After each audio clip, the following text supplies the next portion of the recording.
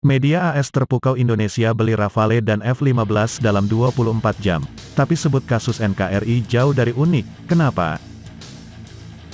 Terhitung dalam waktu 24 jam pada 10-11 Februari tahun 2022 lalu, Indonesia telah membuat kesepakatan besar. Pertama, Indonesia telah sepakat dengan Prancis dengan menandatangani kontrak pembelian pesawat tempur Rafale. Yang kedua, dalam waktu yang hampir bersamaan, Indonesia juga mendapatkan restu dari Amerika Serikat, AS, untuk mengakuisisi F-15 Eagle. Pemandangan yang tak biasa tersebut lantas membuat banyak media internasional menyoroti Indonesia.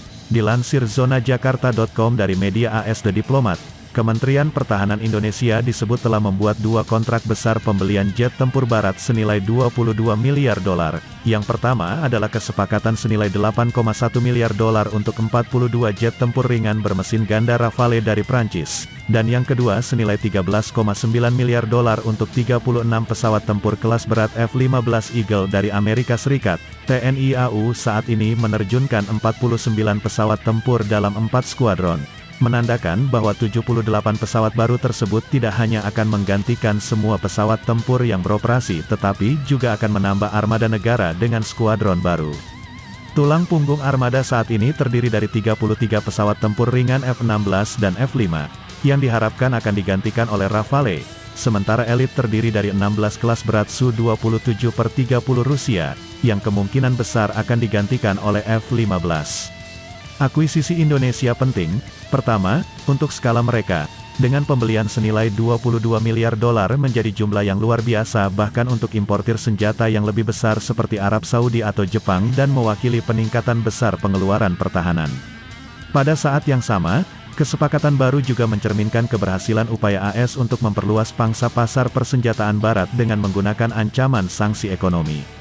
Pada Februari tahun 2018, Kementerian Pertahanan Indonesia telah mengumumkan kontrak senilai 1,1 miliar dolar untuk akuisisi 11 pesawat tempur kelas berat Su-35 Rusia, dengan pengiriman diperkirakan akan dimulai pada akhir 2019 dan kemungkinan pembelian tambahan.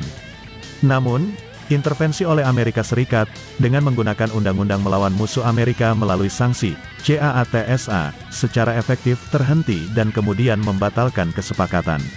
Sementara akuisisi baru Indonesia menempatkannya dengan jelas dalam hal menghindari sanksi. Hal ini menimbulkan biaya yang sangat besar, bahkan Rafale ringan akan diperoleh masing-masing sekitar 193 juta dolar, sedangkan F-15 yang lebih berat adalah salah satu pesawat tempur paling mahal yang pernah diekspor dengan harga 386 juta dolar masing-masing, dibandingkan dengan hanya 100 juta dolar untuk Su-35.